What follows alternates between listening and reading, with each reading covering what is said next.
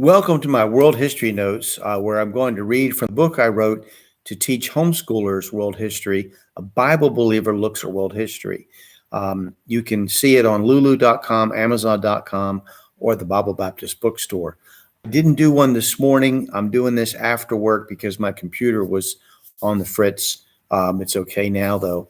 So anyway, I'm doing this after my work day.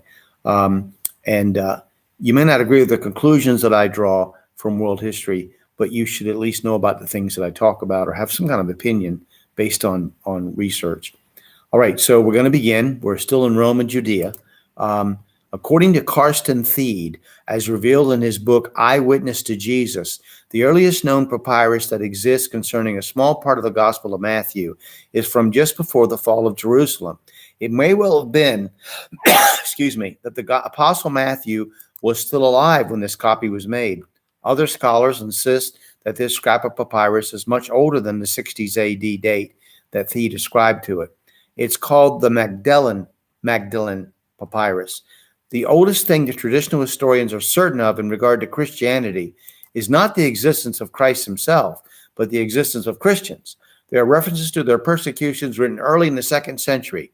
However, in Josh McDowell's The New Evidence That Demands a Verdict, he outlined several extra-biblical sources for Christ's life.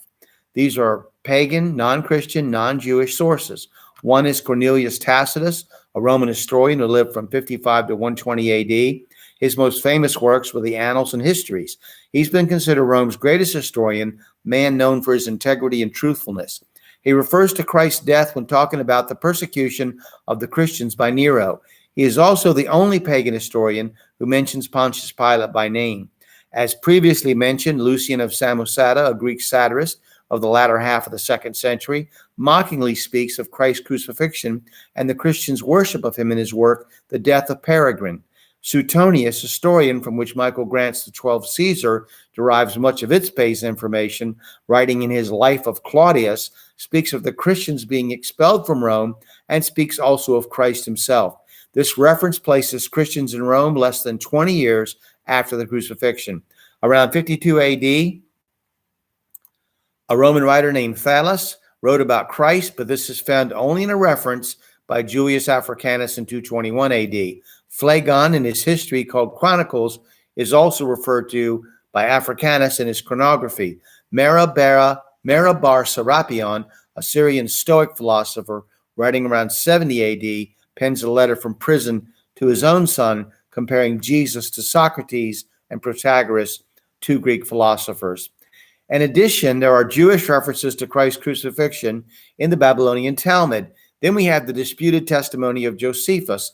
All of these references and many more waiting to be found can be added to the testimony of the early Christian leaders called the Ante-Nicene, before the Council of Nicaea in the 300s AD, fathers, a term Jesus himself forbade the use of when referring to religious leaders in Matthew 23:9 to give a full picture of the reality of the historical Jesus Christ.